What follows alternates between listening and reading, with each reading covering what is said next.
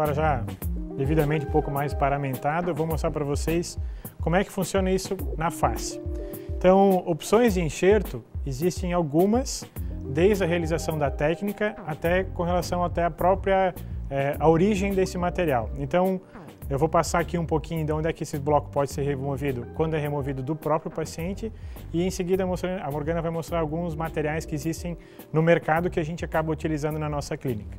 Então, quando a gente acaba removendo o tecido ósseo, como a Morgana mostrou no bloco anterior, para a realização daqueles enxertos em bloco, uma das opções que a gente pode remover esse osso seria aqui da parte posterior da mandíbula, então seria do ramo da mandíbula. Então, aí eu acho que no vídeo vocês conseguem ver, aqui a gente já deixou meramente preparado, então como seria esse tipo de recorte, como é que ele é realizado, então assim, o tamanho, até a distância, até onde ele pode chegar.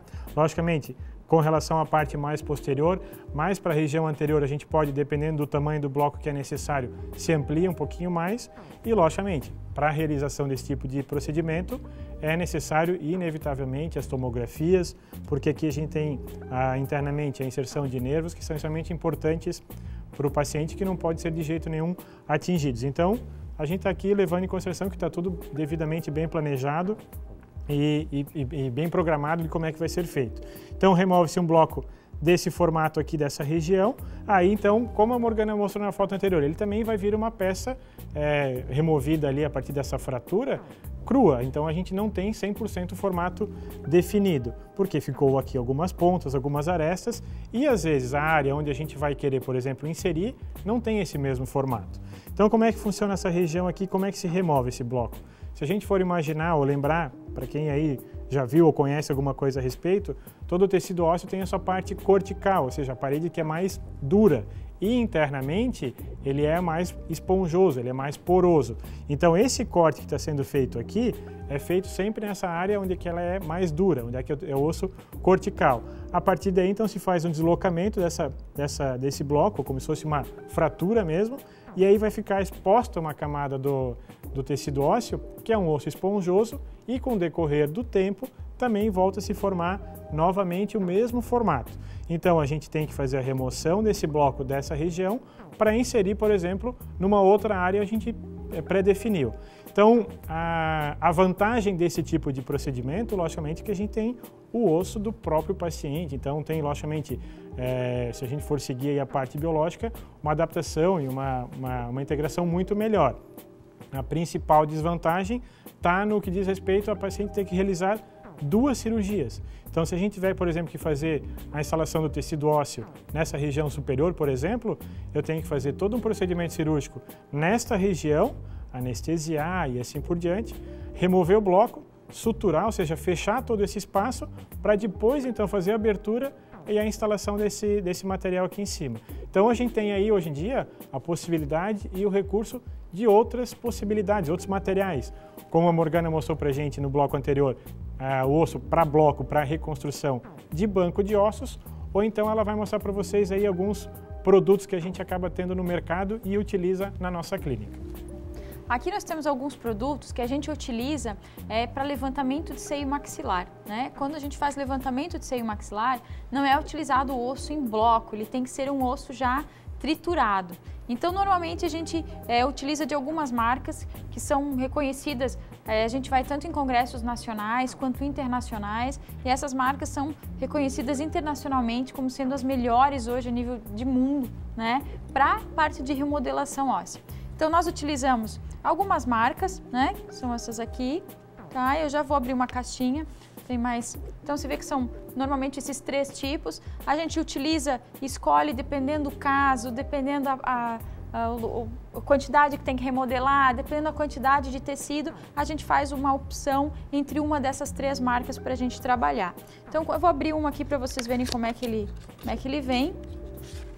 Então, ele vem dessa maneira, né? Então, aqui dentro disso aqui, isso aqui está completamente estéril, né? Então, isso aqui agora só pode ser aberto dessa maneira aqui por um profissional já que tiver devidamente paramentado, vai abrir na mesa cirúrgica e só pode ser encostado com luva cirúrgica e todo o procedimento. Então, vem dessa maneira, vem um ossinho ali, vocês podem ver todo trituradinho aqui no fundo do recipiente. Eu vou explicar até como é que funciona nesse modelo. Isso. Então, todos, independente da marca que a gente vai escolher, às vezes é um pouquinho diferenciado a forma de apresentação. Deixa eu ver se aqui tá pra cá, só um pouquinho. Deixa eu abrir aqui. Esse aqui está um pouquinho diferenciado a forma de apresentação, mas vocês podem ver que basicamente eles vêm todos da mesma maneira. Aí vocês falam, nossa, mas é um vidro tão grande, né? Vem só um fundinho. Mas geralmente é assim. Então, cada vidro a gente compra dependendo da medida que a gente quer. Então, tem vidros que vêm um pouquinho mais, tem vidros que vêm um pouquinho menos. Normalmente, para fazer um seio maxilar, necessitam-se alguns desse, né? Não é um único vidrinho, às vezes vai 3, 4, dependendo do tamanho do enxerto que a gente quer realizar. Tá bom? Tanto o que a Morgana falou sobre o tamanho da quantidade, também vem sobre o tamanho dos grãos. Então, o que acontece? Aqui a gente está tirando uma peça inteira, um bloco inteiro.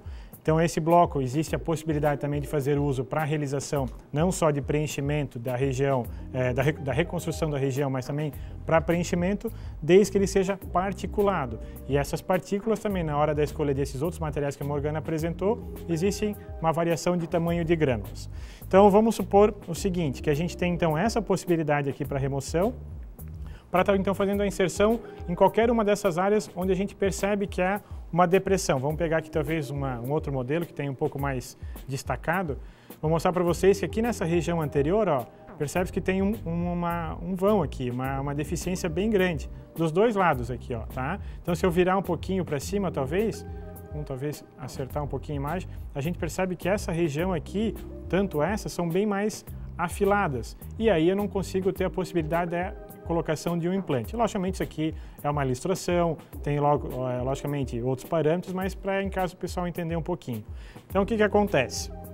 A gente então está com o bloco aqui em mãos, então vamos supor que eu consegui remover um bloco que ele está aqui relativamente cru ainda, então ele tem muitas arestas, ou eu não consigo... do banco de ossos, ou assim, que chega dessa forma do banco, é verdade, e eu não consigo inserir ele nesse formato que eu tenho aqui na frente. Então vamos colocar um pouquinho ali. Se eu tentar inserir aqui, eu tenho muito para trabalhar. Então a gente vai criar uma referência, por exemplo, se a gente for ver, cria-se um espaço naquela região, e logicamente aqui está bem mais grosseiro do que vem, mas só para que em casa vocês possam entender um pouquinho melhor. Então, eu preciso de um bloco para trabalhar e eu preciso para colocar nessa região aqui.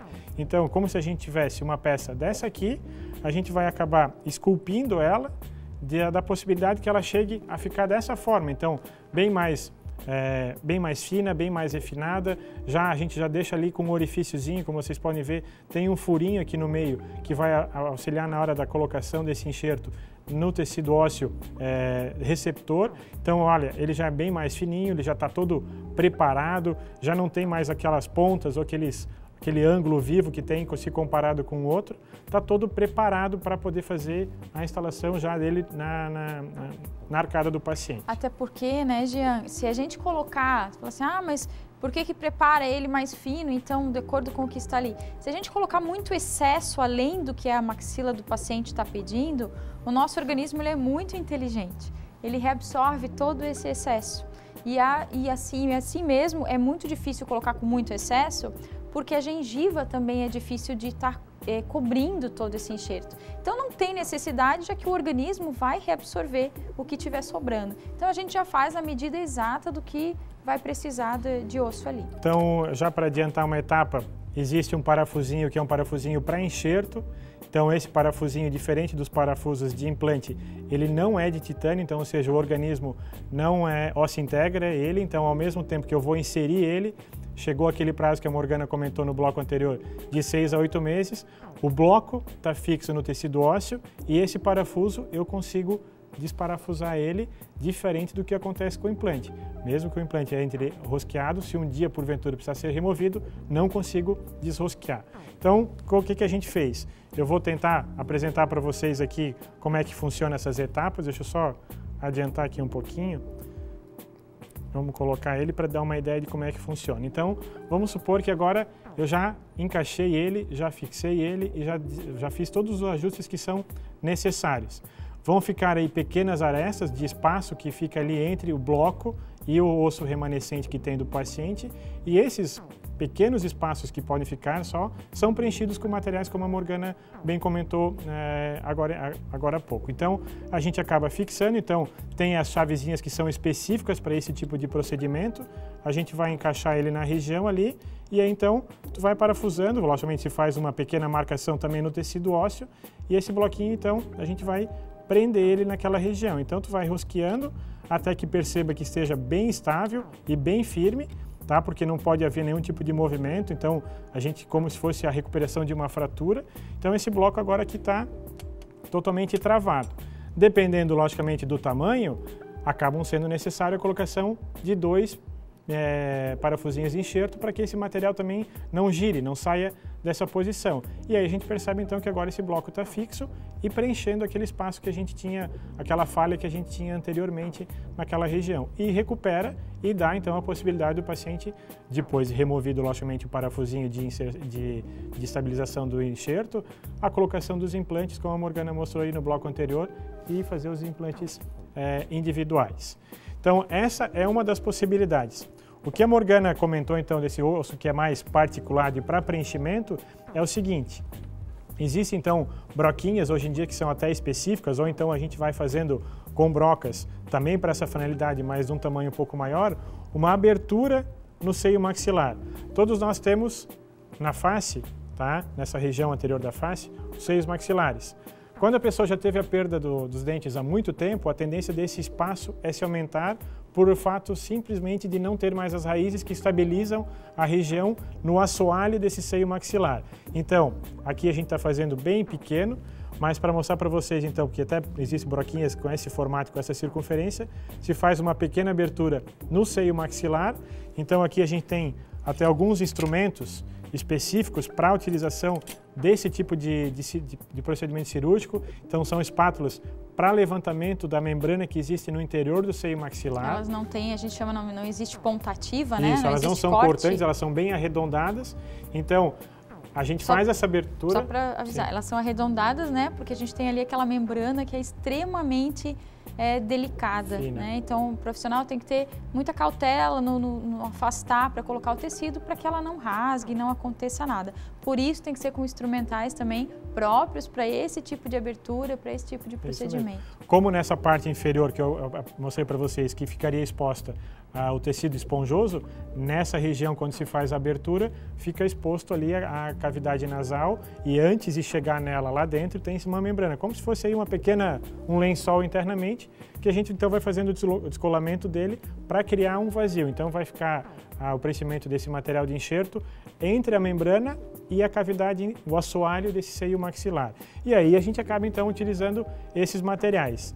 No verso aqui a gente pode ver como se já houvesse sido preenchido alguma coisa aqui, então logicamente com partículas muito menores, e aí a quantidade a gente acaba usando... Essa forma de apresentação que eu não mostrei antes, eles conseguem visualizar até melhor. Deixa eu mostrar, então assim...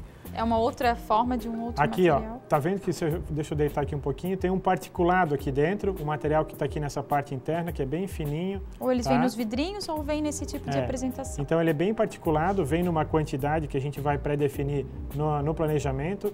Então essa quantidade que tem aqui, por exemplo, tem 0,25 gramas, então a gente acaba ali preenchendo com 1 grama, pode-se dizer, internamente o seio. É muito, é pouco, mas com certeza a gente já mostrou para vocês também em outros programas o volume que se cria e a quantidade que consegue se preencher para poder fazer o implante. Varia muito, né, de paciente para posterior. Paciente, essa medida. Com certeza, tá? Pessoal, hoje o programa então acabou sendo bem mais ilustrativo com os manequins. Eu acho que o pessoal também em casa consegue visualizar um pouco melhor esse tipo de tratamento. Às vezes até perde aí os receios de como é que funcionaria os enxertos, a pessoa às vezes tem medo de como é que é e tal. A gente aqui, de uma pincelada, conseguiu mostrar, eu acredito que bastante coisa para vocês.